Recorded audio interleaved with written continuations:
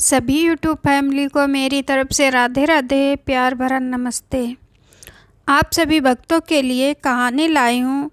अगर पसंद आए तो सुने और दूसरों को भी सुनाइए। कहानी पूरी सुनोगे सभी लोग तभी समझ में आएगी। कहानी है नाम जप की महिमा। एक पापी बैठा श्री राम की गोद में। करमचंद और धर्मचंद नाम के दो भाई थे। धर्मचंद भगवत भक्त थे और करमचंद विषयी पुरुष था और शराब आदि का सेवन करता था।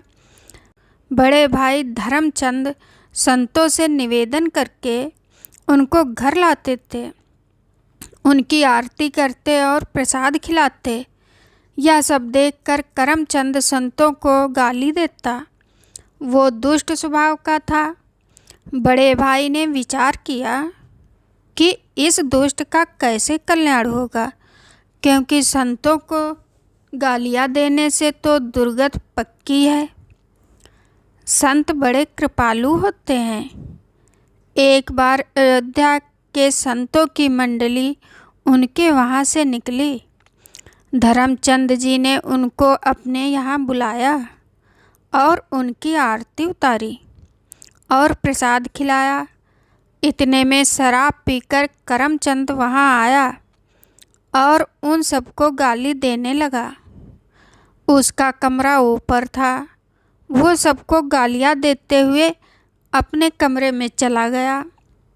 संतों ने धर्मचंद जी से कहा, आप तो हमें आदरपूर्वक लाए थे, लेकिन यह कौन है? धर्मचंद जी ने कहा, महाराज जी क्षमा करें, यह मेरा छोटा भाई है। गलत संगत में इसकी दुर्दशा हो गई है। उन्होंने पूछा, महाराज क्या इसका कल्याण हो सकता है? संतों ने कहा, पक्का हो जाएगा, आप चिंता मत करो। उनमें से एक संत हष्ट पुष्ट थे। वो ऊपर गए। दरवाज़ा खटखटाया। करमचंद ने दरवाज़ा खोला। संत भगवान समझ गए कि यहाँ विनय से बात नहीं बनेगी। उन्होंने करमचंद को नीचे गिराया और उसकी छाती पर चढ़कर बैठ गए। संत ने कहा, राम बोल। करमचंद ने कहा, नहीं बोलूँगा। संत ने कहा, अगर राम नहीं बोला तो मैं तुम्हारा गला दबा दूँगा। यहाँ कोई तुम्हें बचाने वाला नहीं है। राम बोला। काफ़ी देर विचार करके करमचंद ने सोचा कि अब बचने का कोई और उपाय नहीं है, तो बचने के लिए उसने कहा, राम राम। संत उसके ऊपर से हट गए और बोले, बेटा इस नाम की कीमत कभी मत लेना, इसे बेचना मत। कुछ दिन सारे पापों का फल करमचंद को मिला। उसे जानलेवा रोग हुआ और उसकी मृत्यु हो गई। पापी पहुंचा यमलोक। यमराज हुए हैरान। करमचंद यमराज के दरबार में पहुंचा। यमराज ने जब लेखा जोखा देखा तो केवल पाप ही पाप था। बस 2 बार उसने किसी संत की कृपा से राम बोला था।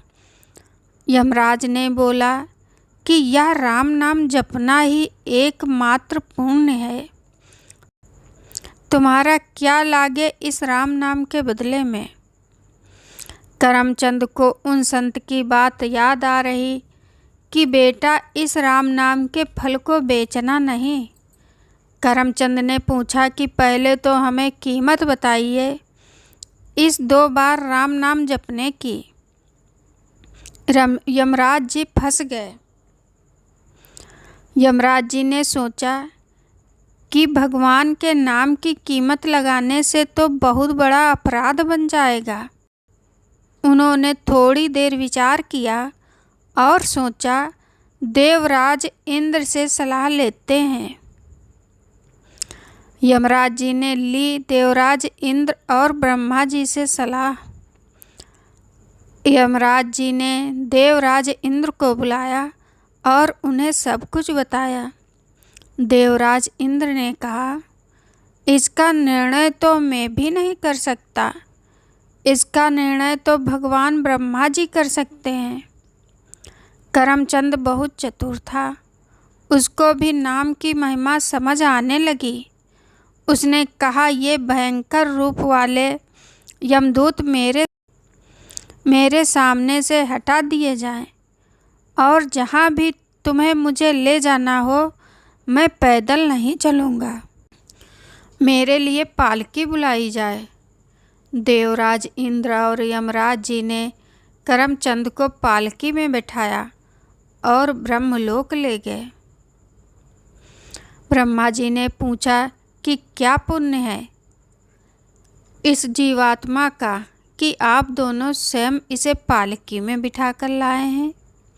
यमराज जी ने बोला कि यह तो महान पापी है, पर इसने 2 बार राम राम बोला है और अब बोल रहा है कि उसकी कीमत बताओ। ब्रह्मा जी भी सर खुजलाने लगे, क्योंकि राम नाम की कीमत वो भी कैसे ही बता दें। ब्रह्मा जी ने कहा, राम नाम की महिमा को भगवान शिव जानते हैं। हम सब कैलाश चलते हैं और शिव जी से नाम की महिमा सुनते हैं। वो पापी जीवात्मा ब्रह्मलोक में सुख प्राप्त करके बहुत ही प्रसन्न था। यमराज, देवराज इंद्र और ब्रह्मा जी गए भगवान शिव के पास। अब सब लोग भगवान महादेव जी के पास कैलाश पहुँचे। भगवान शंकर के दर्शन करते ही जीवात्मा को परम आनंद महसूस हुआ। उसके सारे पाप नष्ट हो गए। शिव जी ने पूछा, आप सबका कैसे आगमन हुआ? यमराज ने बोला कि इस जीवात्मा ने 2 बार राम राम जपा है और उसकी कीमत पूछ रहा है। हम आपसे राम नाम की कीमत पूछने आए हैं।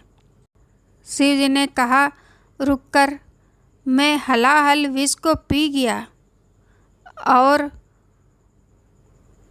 मरा कहकर उसको अपने कंठ में रोक लिया। मैं भी रात दिन राम नाम ही जपता हूँ और इसी राम नाम में काशी में मरे हुए जीवों को मोक्ष प्रदान करता हूँ, पर राम नाम की कीमत बताने की तो मेरी सामर्थ्य भी नहीं है। उन्होंने बोला, सीधे साकेत धाम चला जाए और सीधे श्री राम जी से ही इसकी कीमत पूछी जाए। जीवात्मा को बहुत आनंद प्राप्त हुआ।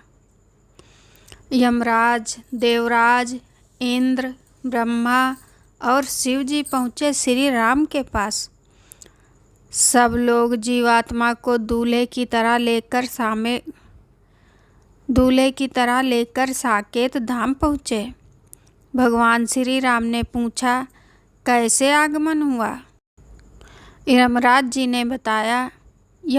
ने बताया कि प्रभु, ये जीवात्मा बहुत पापी है, लेकिन इसने आपके एक प्रेमी महात्मा के कहने पर 2 बार राम राम जपा है और अब ये उसकी कीमत पूछ रहा है। हे भगवान, श्री राम ने कहा, इसको मेरी गोद में बिठाओ। भगवान श्री राम ने उस जीवात्मा को अपनी गोद में बिठाया और उसको दुलार करते हुए कहा कि कीमत तो मैं भी नहीं बता सकता, पर महिमा आप देख लो। ये पापी होते हुए भी मेरी गोद में बैठा है। राम नाम की महिमा देखो कि शराब पीने वाला कुर्मागामी जीव जो संत द्रोह करता था, एक संत की अहेतुकी कृपा से उसने केवल 2 बार राम नाम जपा तो खुद श्री राम ने उसे अपनी गोद में बिठाया और दुलार कर रहे हैं। यह अविश्वास ना करें कि क्या 2-4 बार राम जपने से भगवत प्राप्त हो जाएगी या नहीं। एक ही नाम काफ़ी है। भगवत प्राप्त करवाने के लिए अगर नाम जप के साथ कोई अपराध ना बने तो प्रभु के नाम में रस आ जाएगा। उसका स्वाद लेकर आप प्रभु को अपने अधीन कर सकते हैं। नाम जप से आपको प्रभु की लीलाओं में प्रवेश करने का और उनके श्री अंग की सेवा करने का भी सौभाग्य प्राप्त हो सकता है। जो लोग भक्त अगर पाप की महिमा से मुक्ति पाना चाहते हैं, इस कहानी को अवश्य सुनें। धन्यवाद।